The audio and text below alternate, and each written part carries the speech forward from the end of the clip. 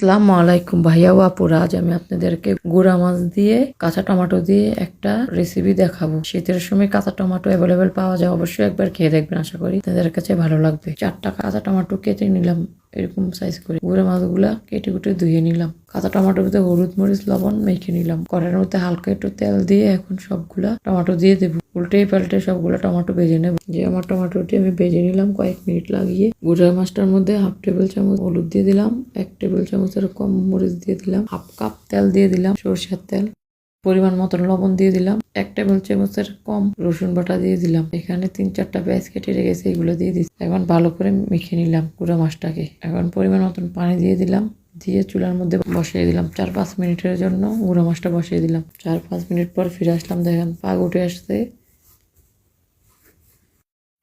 ভেজে রাখা টমেটোগুলো উপর দিয়ে দেবো। উপর দিয়ে দিলাম, দিয়ে এখন হালকা করে তরকারিটাকে নেড়ে দেবো। কাঁচামরিচ কেটে রেখেছি, এগুলো উপর দিয়ে দিলাম। 3-4 মিনিটের জন্য রেখে দেবো। চুলার আঁচটা অবশ্যই মিডিয়াম করে রেখে দেবো। 3-4 মিনিট পরে তরকারিটা দেখেন আমার হয়ে আসছে। এখন উপর দিয়ে ধনিয়া পাতা কুচি করে রেখেছি, এগুলো দিয়ে দেবো। দিয়ে 1 মিনিট রেখে এখন উঠিয়ে নেবো তরকারিটাকে। আমার ভিডিওটা ভালো লাগলে অবশ্যই লাইক কমেন্ট শেয়ার করবেন। আল্লাহ হাফেজ।